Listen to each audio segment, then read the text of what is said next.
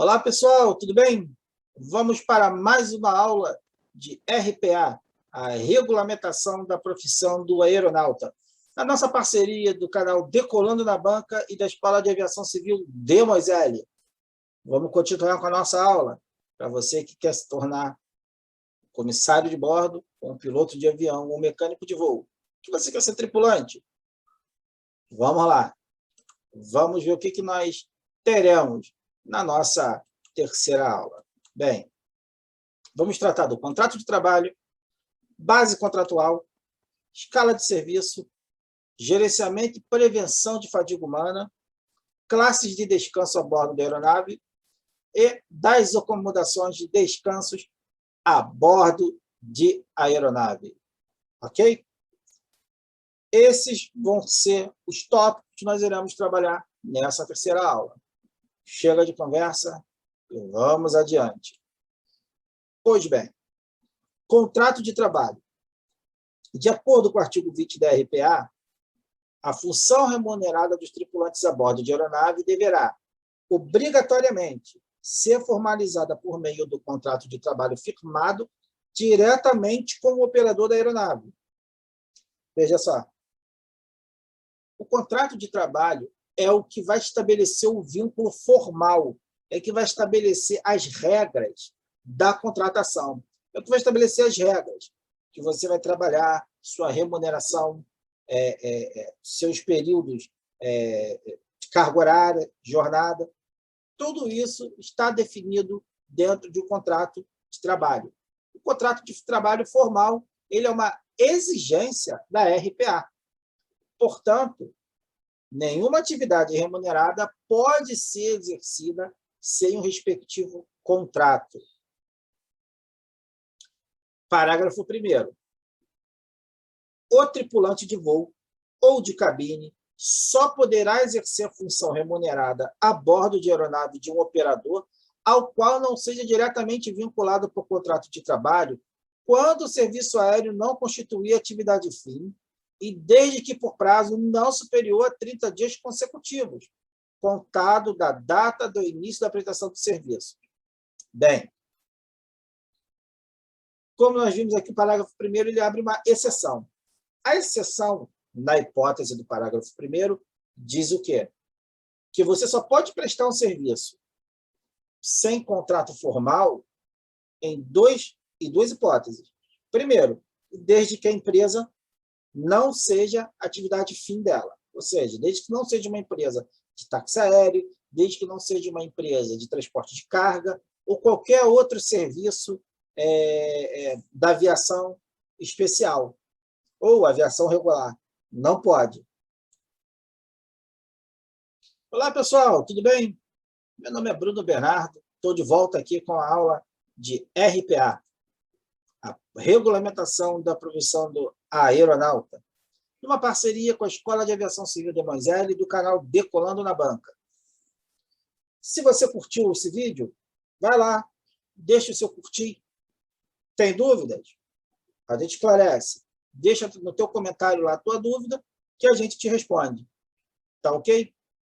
E como a gente sempre fala, a melhor forma que tem de nós fixarmos o aprendizado, além de não se limitar ao que a gente vê em aula, é pesquisando, lendo a legislação e lendo toda a matéria que vai ser cobrada na nossa prova, né?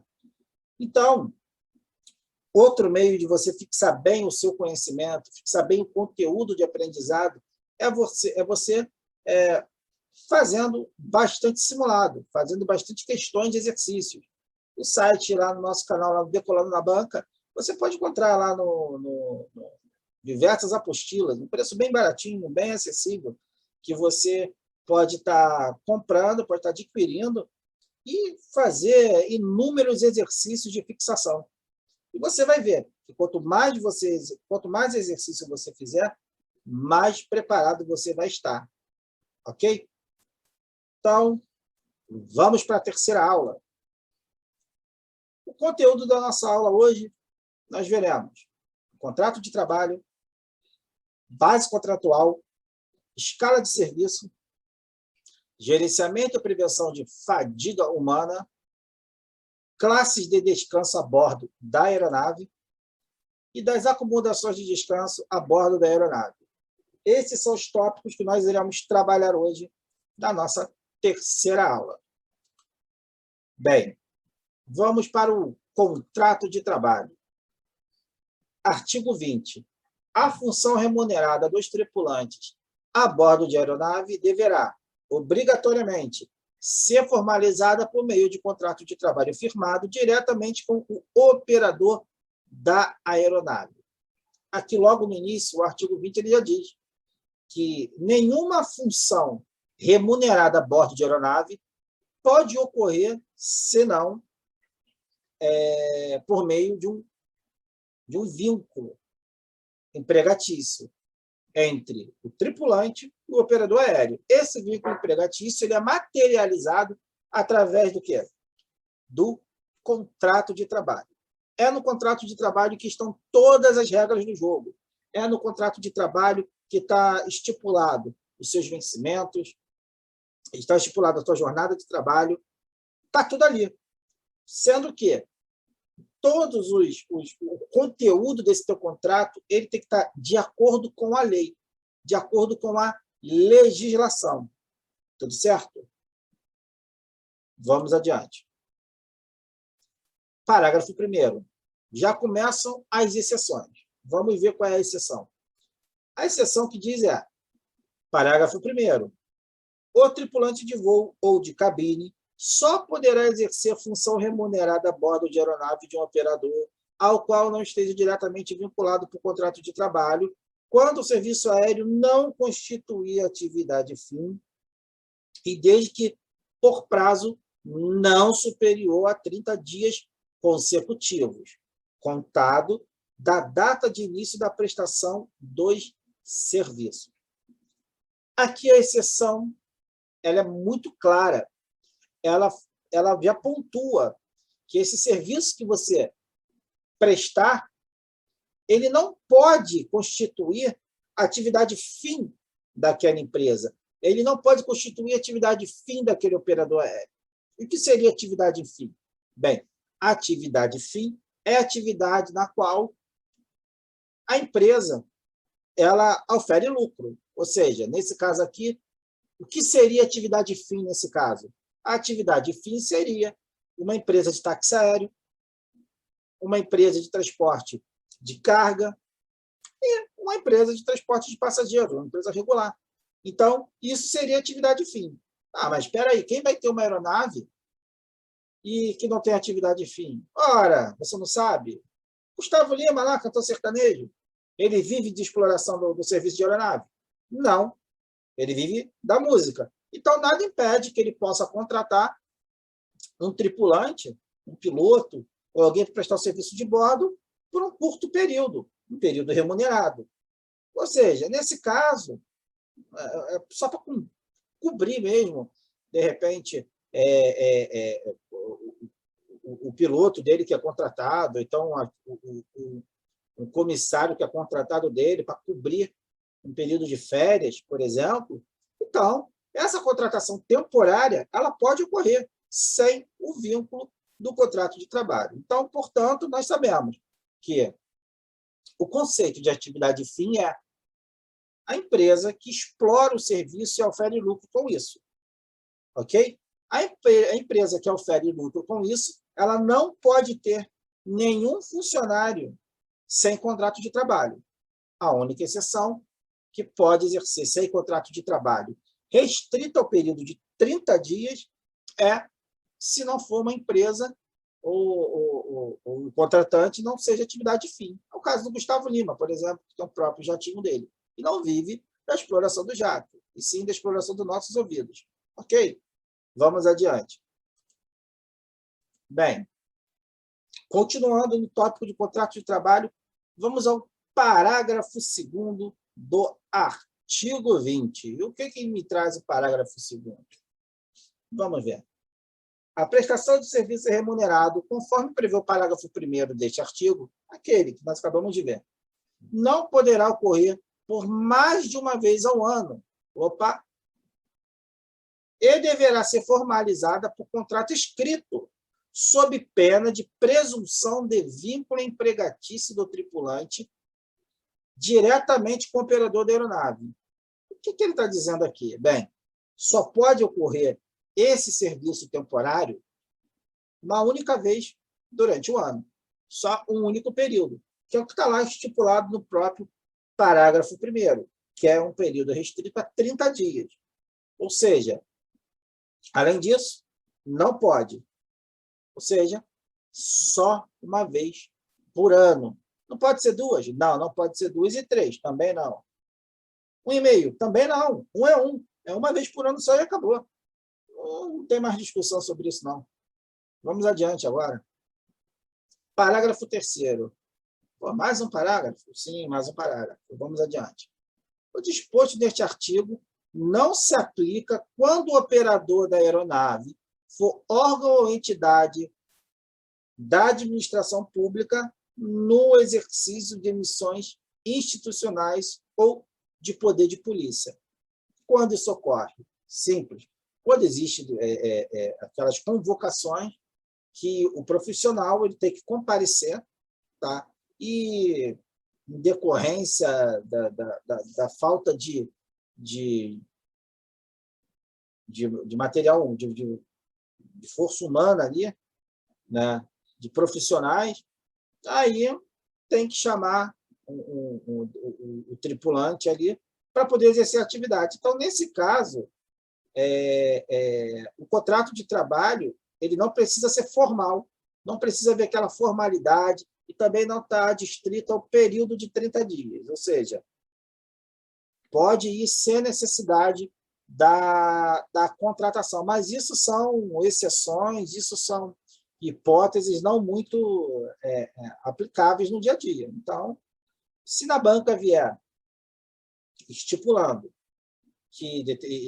formalizando a questão no seguinte sentido, que o profissional, o tripulante, ele só pode exercer a atividade dele com o contrato de trabalho? Sim. E a única exceção que ele não pode, que ele pode exercer sem a formalização desse vínculo é na contratação temporária, ok? Ou para a administração pública. Essas são as únicas duas hipóteses em que é permitido que o tripulante, que o aeronauta, exerça a função remunerada sem contrato formal de trabalho. Ok? Vamos adiante. Continuando em contrato de trabalho. Artigo 21. O operador da aeronave poderá utilizar-se de tripulantes instrutores que não estejam a ele vinculados por contrato de trabalho quando em seu quadro de tripulantes não existirem instrutores habilitados no equipamento em que se pretende operar, e desde que por período restrito da instrução e mediante autorização da Autoridade de Aviação Civil Brasileira. Aqui é a hipótese que veio uma aeronave nova, a empresa não tem instrutores aptos a ministrarem os cursos naquela aeronave, então chama um instrutor temporário. Por que temporário? Porque o período de instrução dele vai ser restrito, né, como já diz o próprio artigo, ao período de instrução. Então, o artigo 21 deixa claro que e também não estabelece o prazo em dias. Não estabelece o prazo em dias. O prazo aqui ele é restrito ao da instrução. Vamos adiante. Continuando no contrato de trabalho. Artigo 22. O operador de aeronaves poderá, por meio de contrato de prestação de serviço, autorizar que seus instrutores ministrem instrução para tripulantes que não estejam a ele vinculados por contrato de trabalho, quando os empregadores dos respectivos tripulantes não possuírem equipamento ou instrutores próprios para a específica instrução, e desde que por período restrito ao da instrução e mediante autorização da Autoridade de Aviação Civil Brasileira. Vamos a um exemplo. Eu tenho a minha empresa e existe a empresa do fulano lá. Na empresa do fulano, não existem instrutores aptos a ministrarem o curso daquele tipo de equipamento. Né? Não tem. Mas na minha empresa tem. Na minha escola tem. Ou na minha empresa. Então, o que ocorre? É um intercâmbio. Aqueles funcionários lá dele vêm para a minha empresa e eles são treinados pelos meus instrutores, tá? Que prestam esse treinamento para a empresa do meu vizinho. Então, nesse caso, também não é exigido um vínculo empregatício, não é exigido um contrato formal desse instrutor com da empresa do meu vizinho. Não é exigido. É basicamente o que diz o artigo 21. Só que aqui no 22 a gente fala sobre o empréstimo, o intercâmbio, nesse caso. Então, também não é exigido o vínculo formal. Ok? Parágrafo único. Este artigo só é aplicável aos operadores de aeronaves que realizem os serviços aéreos referidos nos incisos 1 e 2 do caput do artigo 5º. O que diz o inciso 1 e 2 do caput do artigo 5º? Vai lá na legislação, vai lá nas aulas, na primeira aula que você vai ver. Mas eu vou te dar uma cola. O inciso 1º, ele fala sobre a aviação regular, e o inciso 2º fala sobre aviação não regular, ou seja, táxi aéreo. Ok? São as duas hipóteses em que isso é previsto, é admitido. Vamos agora à base contratual. A base contratual ela foi de grande importância, se não uma das maiores importâncias da nova lei de aeronáutica, que já estabeleceu a determinação, né, da base contratual. Vamos ao artigo 23. Entende-se por base contratual a matriz ou filial onde o contrato de trabalho do tripulante estiver registrado. Bem, o que é base contratual? A base contratual é onde você vai iniciar a sua jornada de trabalho, onde você vai começar, onde você vai se apresentar para prestar o seu serviço. É o aeroporto. É o aeroporto onde você tem que se apresentar. Então, essa base contratual é que vai determinar onde será a sua apresentação, aonde será o seu início da sua jornada de trabalho. O contrato ele pode ser registrado tanto na filial quanto na matriz da empresa. Por exemplo, São Paulo. O aeroporto de Guarulhos cedia a matriz de diversos operadores aéreos e que possuem diversas bases pelo país afora. Essas bases fora da matriz são chamadas como filiais. Ou seja, cada base que tiver pelo país da empresa é chamada de filial. Uma empresa que tem sede em Guarulhos e filial no Galeão, por exemplo, tem a base Galeão e base Guarulhos. Então, veja, a base ela delimita aonde você vai iniciar a sua prestação de serviço.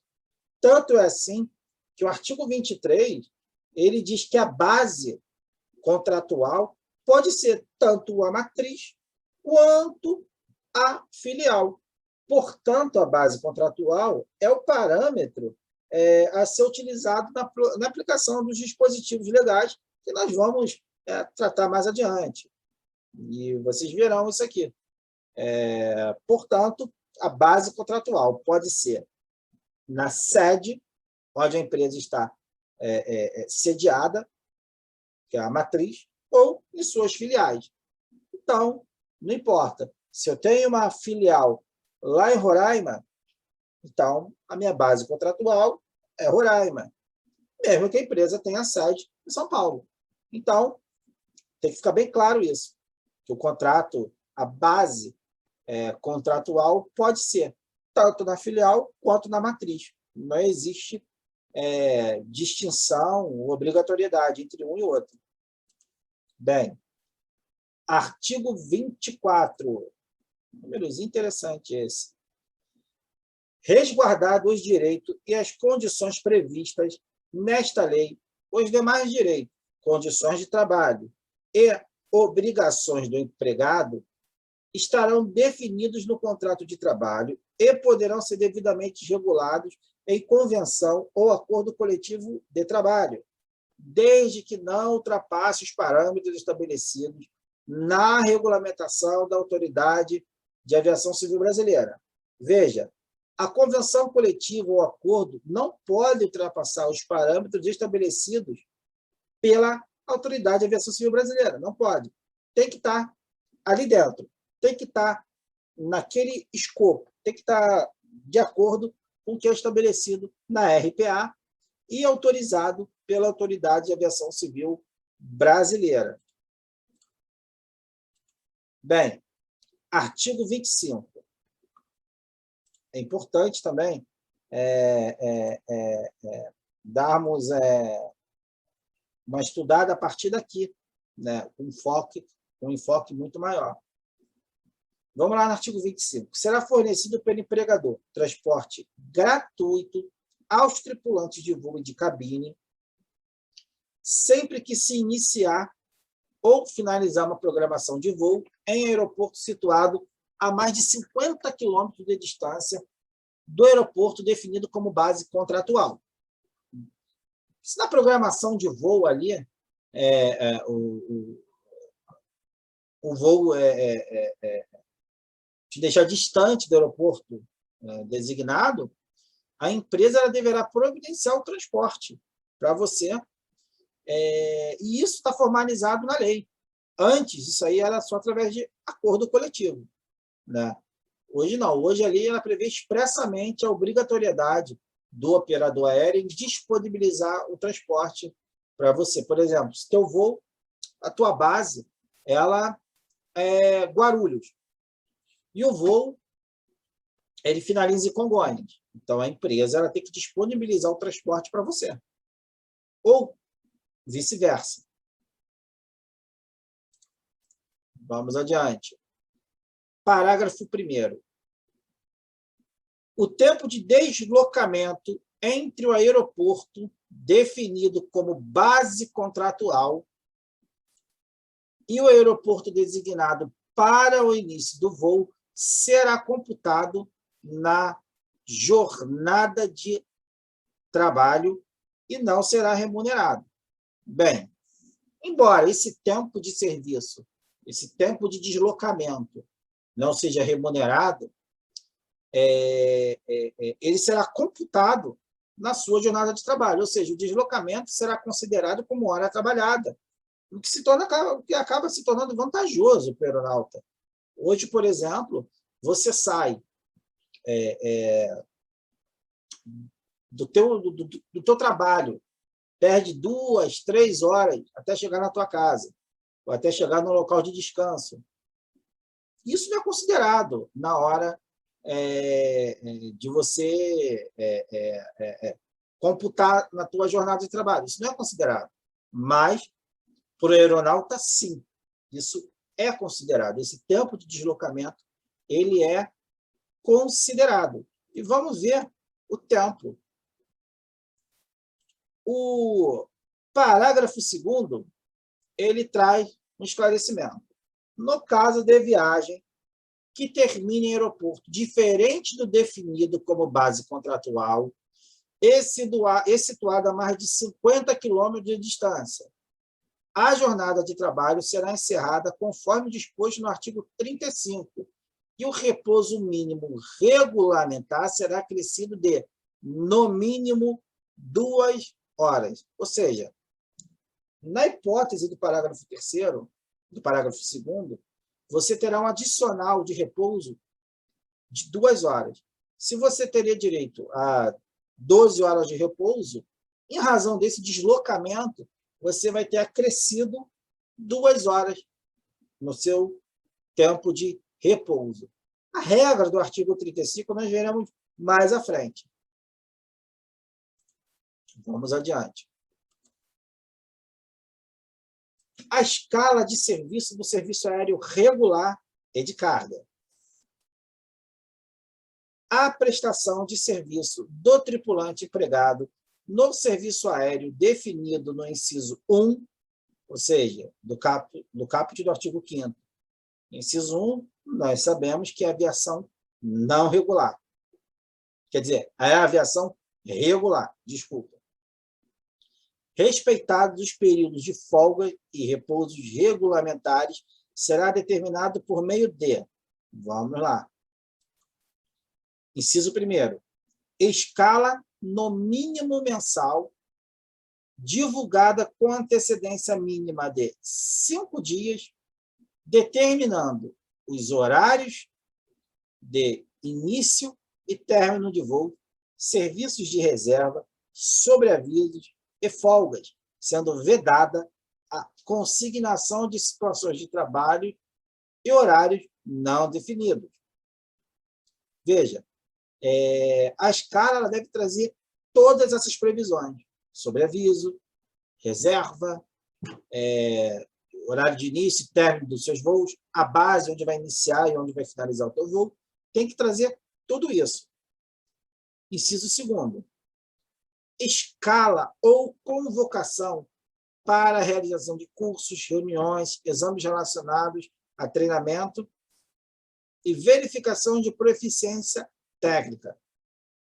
Essas questões elas podem vir dentro da escala, que é o mais normal, como pode vir também uma convocação posterior. Normalmente, para fins de controle, a empresa joga isso dentro da escala, ou seja, quando você receber a tua escala, você já vai ter ali uma previsibilidade de que você vai ter que viajar para fazer algum curso, ou você vai ter que realizar alguns exames exigidos pela empresa. Então, também pela Autoridade de Aviação Civil Brasileira. Então, tudo isso vai estar ali dentro da tua escala. Vamos ao parágrafo 1º. O que diz o parágrafo 1º? Em 4 meses do ano, as empresas estão autorizadas, caso julguem necessário, a divulgar a escala semanal para voos de horário, serviços de reserva, sobreavisos e folgas com antecedência mínima de 2 dias para a primeira semana de cada mês e de 7 dias para as semanas seguintes. Isso é uma exceção, tá? Ou seja, 4 vezes por ano ela pode divulgar a escala de apenas uma semana de trabalho. Mas 7 dias depois, né, da divulgação da escala, ela é obrigada a divulgar a escala do restante do mês. Vamos ao exemplo. Veja, pegamos o mês de setembro como base para nós ilustrarmos o que diz o parágrafo 1º.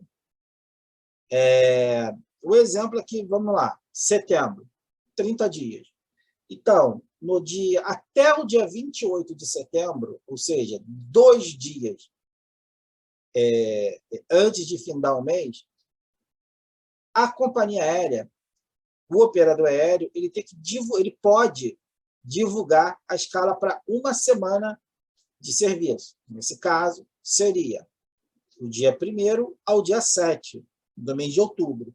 Então, ela pode divulgar com 2 dias de antecedência a escala de uma semana e 7 dias depois divulgar a escala completa do restante do mês. Então, nesse caso, 7 dias depois do dia 28 seria o dia 5 de outubro. Então, no dia 5 de outubro, ela terá que divulgar o restante da tua escala do mês inteiro. Então, isso só é permitido 4 vezes por ano. Nada além disso. Ok?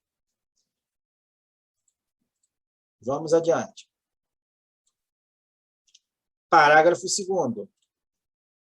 Para voo exclusivamente cargueiros, é autorizada a divulgação de escala semanal para voos de horário, serviços de reserva, sobreavisos e folgas com antecedência mínima de 2 dias para a primeira semana e 7 dias para as semanas subsequentes. Esse parágrafo 2º diz respeito ao serviço aéreo não regular, que é o transporte de cargas. Então, para o transporte aéreo de cargas, isso também é permitido, também é aplicável essa exceção. Por que disso? Nós veremos adiante. Parágrafo 3º.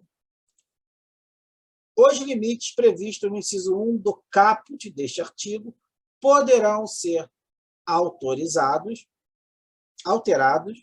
mediante convenção ou acordo coletivo de trabalho, desde que não ultrapassem os parâmetros estabelecidos na regulamentação da Autoridade de Aviação Civil Brasileira, a ANAC. Veja, tanto o sindicato patronal quanto os operadores aéreos podem, por meio de acordo ou convenção coletiva, estipularem outras regras. Mas essas regras que foram estipuladas entre o sindicato e o operador aéreo têm que ser submetidas ao crivo da ANAC e aprovado pela ANAC. Caso contrário, não podem ser aplicados, ou seja, não entra em vigor. Vamos adiante. Então, pessoal, continuando. Vamos ver agora como é que funciona a escala na aviação não regular e no transporte de aviação do serviço especial. Vamos adiante. Veja, aqui você vai observar que a regra daqui é o que consta na exceção para aqueles que prestam serviço aéreo regular. Aqui a regra é outra. Não vamos poder confundir isso, tá?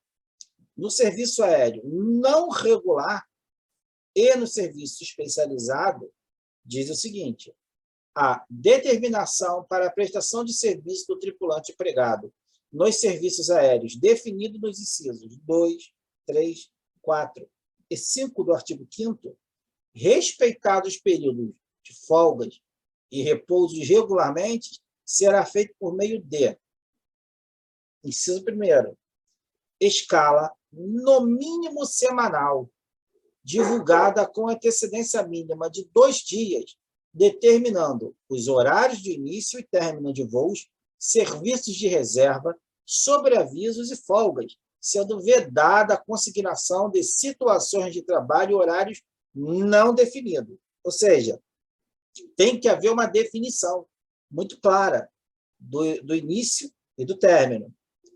Inciso 2º, escala ou convocação para a realização de cursos, reuniões, exames relacionados a treinamento e verificação de proficiência técnica. Do mesmo modo que no artigo 26 consta que na escala deve estar presente essa convocação, tá?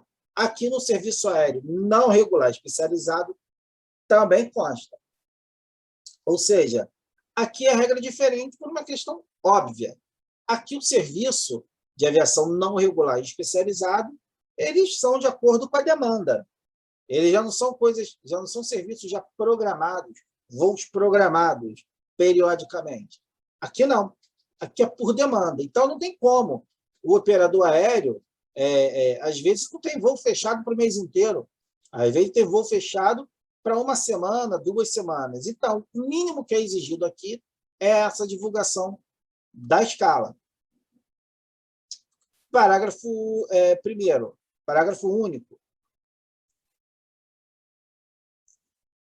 Outros critérios para a determinação da prestação de serviço dos tripulantes poderão ser estabelecidos em convenção ou acordo coletivo de trabalho, desde que não ultrapassem os parâmetros estabelecidos na regulamentação da aviação Civil Brasileira.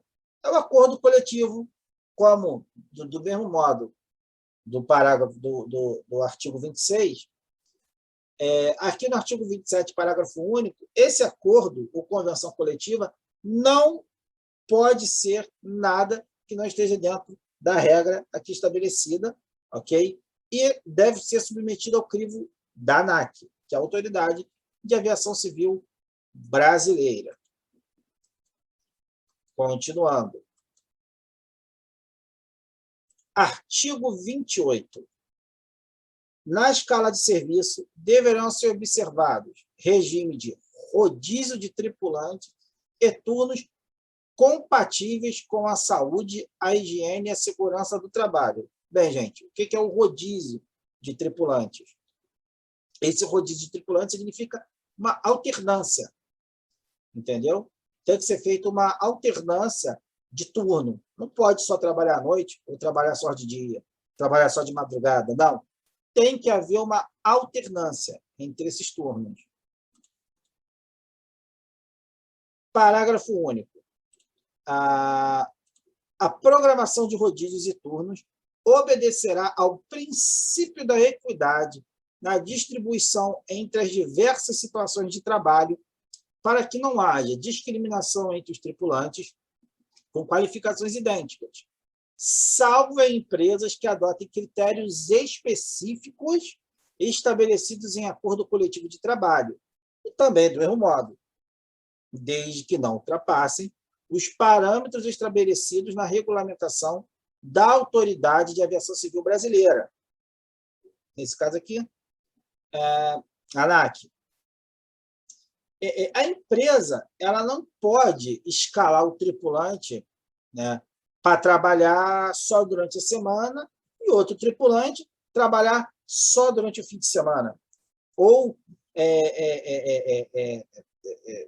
e vice-versa. Deve haver uma alternância. Ou seja, não pode haver uma predileção para aquele tripulante trabalhar só aos finais de semana e o outro trabalhar durante a semana. Não pode. Tem que haver essa alternância. Essa é a regra do parágrafo único. Neste mesmo princípio, para evitar discriminações e preferência entre tripulantes, a empresa deve alternar as escalas pelo mesmo fato. Então, a escala ela tem que haver essa alternância para que não haja aquele ali que é o fechamento do chefe só trabalha numa escala boa. E aquele ali que, sabe, que não é o fechamento, só pega escala ruim. Não tem isso. Aqui na aviação civil brasileira, não tem isso. E essa regra é muito clara aqui na RPA. Não existe essa predileção. Então, por isso que prevalece aqui o princípio da equidade. Ok? E qualquer acordo diferente disso tem que passar ao crivo da ANAC. A ANAC, mais uma vez, é que tem a palavra final. Portanto, quando se vier na prova falar sobre equidade, então você já sabe que equidade, nesse caso de escala de serviço, é que a escala deve ser deve ter uma alternância em turnos de dia, à noite, madrugada, alternância entre os dias de semana, finais de semana. Então, esse é o princípio da equidade. Então, com acordo nesse princípio aplicado na escala de serviço, você já sabe que é a alternância, que é o rodízio entre tripulantes. Uma semana, uns trabalham final de semana, na semana seguinte, outros trabalham no final de semana. Uma tripulação trabalha durante a madrugada hoje, na semana que vem, a outra tripulação que vai trabalhar de madrugada. Então, temos essa alternância. Ok? Vamos adiante. Bem, vamos falar agora de forma bem superficial, tá? Do gerenciamento e prevenção de fadiga humana. Para tratarmos dos próximos tópicos, ou seja, o que está estabelecido no artigo 29, né, no que concerne às acomodações dos tripulantes em voo, é de suma importância fazermos um breve passeio pela RBAC 117, pois é lá que consta o tipo das acomodações que devem ser disponibilizadas pelos operadores aéreos aos seus tripulantes. Ou seja, de onde eles tiram isso? Alguém pegou, sentou, tomou seu cafezinho e falou: eu acho que poderia ser assim, poderia ser assado. O que você acha? Não, não é assim. A RBAC 117 ela veio para tratar especificamente sobre o gerenciamento e a prevenção de fadiga humana. Lógico que é humana. Poderia ser o quê? De material? Sim, poderia. Tá bom. Então, a RBAC 117 trata da fadiga humana. Ok? É conhecido que a fadiga compromete significativamente o desempenho dos tripulantes, levando ao número maior de erros, a um processo decisório inadequado, baixa consciência situacional, dentre outros. A nova lei do aeronauta, além de dispor de aspectos relacionados ao exercício da profissão de tripulante, trouxe novidades com relação ao gerenciamento da fadiga humana, cumprindo, assim, os requisitos do anexo 6 da ICAO, que é embasado em estudos científicos, sobretudo oriundo das investigações de acidentes e incidentes aeronáuticos. Veja, um acidente aéreo ele decorre de uma série de fatores cumulativos. Ou seja, às vezes, o gatilho para o acidente decorre de uma falta de atenção da tripulação. Ou seja, essa falta de atenção, ele fecha o elo da corrente. Quando ele fecha o elo da corrente, aí formou todo o ciclo que propicia o acidente aéreo. Por exemplo, ocorreram alguns acidentes, por exemplo, por causa da pressa do piloto ou do tripulante, que não observou, por exemplo, uma fita colocada no tubo de pitot da aeronave, na tomada estática da aeronave. Então, em pleno voo, o mostrador da aeronave mostrava uma coisa e a realidade era outra. Por quê? Por causa da falta de atenção. E essa falta de atenção pode ser ocasionada pelo quê? Pela fadiga, pelo cansaço, por diversos fatores, que acabam acarretando o quê? Veja, o cara, quando colocou a fita para fazer a manutenção da aeronave, ele se esqueceu de removê-la. É um primeiro erro. O segundo erro foi que o piloto ele não fez a verificação da aeronave, a verificação visual, o pré-voo. Não fez. Por quê? Porque ele estava com pressa, ou por uma falta de atenção, por causa de um cansaço, um estresse. São diversos fatores que contribuem para a ocorrência de um acidente aéreo.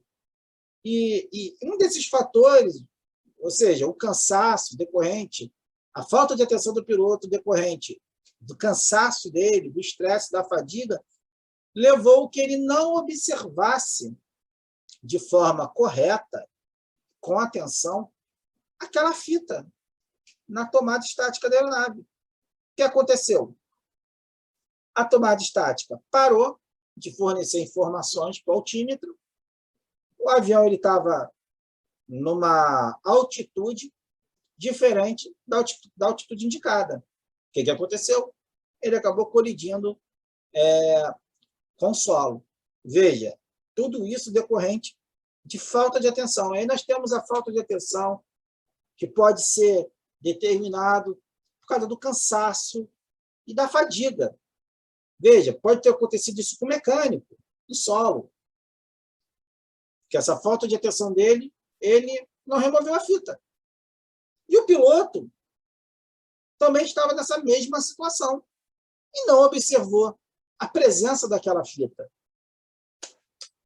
Passou batido. Ou seja, tudo decorrente do estresse, do cansaço, que acaba desaguando na falta de atenção do tripulante. Isso é sério.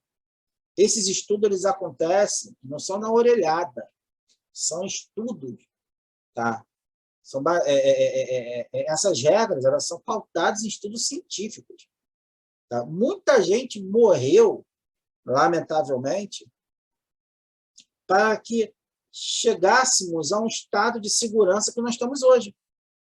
Muitas vidas foram perdidas. Então, com base nessas vidas que foram perdidas, que essas vidas não tenham sido em vão, é que foram estabelecidos critérios científicos para o controle ou para minimização, mitigação da fadiga humana. Então, vamos adiante. Vamos falar propriamente sobre a RBAC 117. A RBAC 117, intitulado Requisitos para Gerenciamento de Risco de Fadiga Humana, tem função a complementar a lei com o que existe de mais atual que se refere ao gerenciamento prescritivo de fadiga humana nas operações aéreas, bem como possibilitar aos operadores desenvolverem novas propostas baseadas em desempenho. Essa foi uma inovação importante para a indústria brasileira, garantindo segurança aos aeronautas de uma forma que todos sejam beneficiados, sempre atendendo aos padrões de segurança operacional. A RBAC 117 traz diversos fatores de segurança operacional voltada para o gerenciamento da fadiga humana. Ela impõe responsabilidade a todos os envolvidos nas operações aéreas. Então, veja, é importante você, futuro tripulante, acabando essa aula, vai lá, dá uma olhadinha na RBAC 117, dá uma lida e veja como é que funciona o sistema de gerenciamento de fadiga e o porquê. Você vai compreender melhor, vai ficar mais fácil o teu estudo. Você não vê só a matéria aqui sobre a regulamentação do aeronauta, você não vai ficar distrito aqui a matéria. Você, quando começa a pesquisar tudo que há uma interseção, né, que acaba fluindo, né, para a matéria, você vai ver que vai ficar muito mais fácil o teu estudo, a visualização de alguns conceitos, de alguns princípios, do porquê. Fica mais fácil, fica mais objetivo. Então, você, além de ter um enriquecimento intelectual muito maior, isso vai te dar parâmetros, isso vai te dar uma base mínima para você ter um bom desempenho na sua prova da ANAC, passar com tranquilidade e ser um bom profissional, saber o porquê das coisas. Isso é importante. O porquê que aquilo é assim, o porquê que acontece, porquê é assim, porquê é assado. Então, é importante essa leitura. Vamos adiante. Vamos às classes de descanso. As classes de descanso, elas estão estabelecidas dentro da RBAC 117. E os critérios estão a partir do artigo 29, daqui da Lei do Aeronáutica. Vamos vendo. A RBAC 117 estabeleceu 3 tipos de classes para o descanso dos tripulantes durante o voo. São elas: classe 1, cama ou outra superfície que permita dormir na posição horizontal, cuja localização seja separada tanto da cabine de comando quanto da cabine de passageiros. É o popularmente conhecido como sarcófago. Eu estava fazendo uma pesquisa sobre sarcófago, né? O sarcófago do Boeing 777 é algo incrível. Parece um hotel 5 estrelas. O sarcófago do 777, né, o 777, é melhor que muito hotel que tem por aí, tá? Bom pra caramba. Famosa sala da fofoca. Vai vendo. Vamos para a classe 2. Assento na cabine de passageiros que permita uma posição para dormir horizontal ou quase horizontal.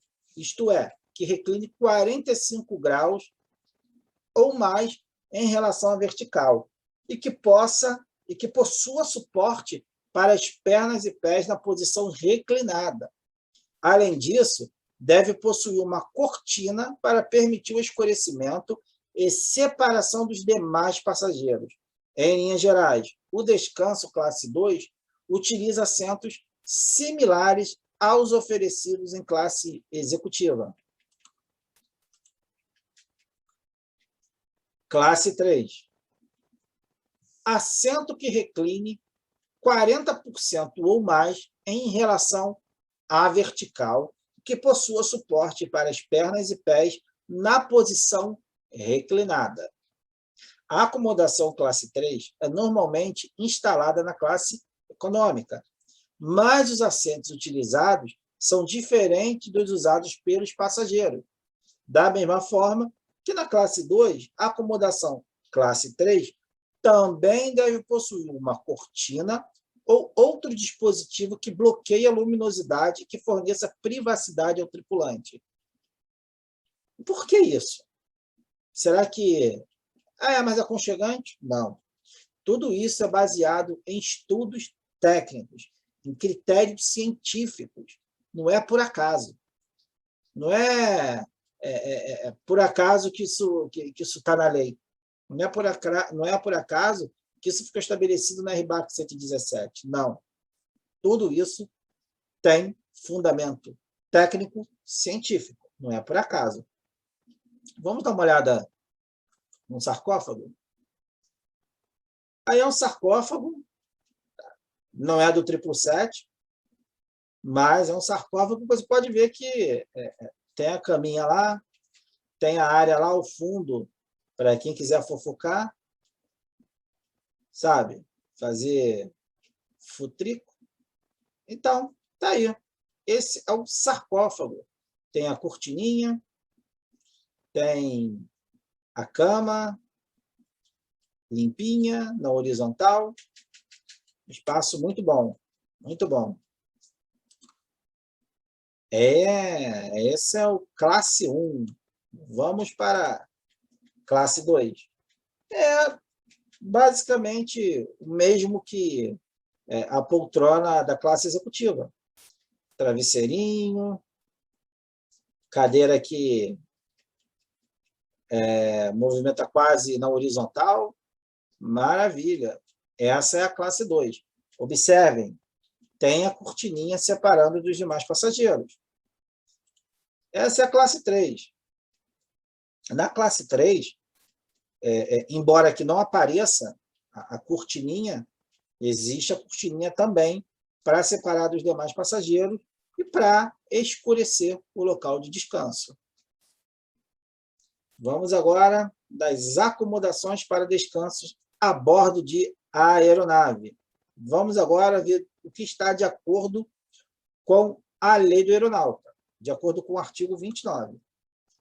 Será assegurado aos tripulantes de voo e de cabine, quando estiverem em voo com tripulação composta ou de revezamento, descanso a bordo da aeronave, em acomodação adequada, de acordo com as especificações definidas em norma estabelecida pela Autoridade de Aviação Civil Brasileira. A norma estabelecida pela Autoridade de Aviação Civil Brasileira é a RBAC 117. A RBAC 117 é que traz o critério técnico e define o tipo de acomodação para cada tipo de tripulação.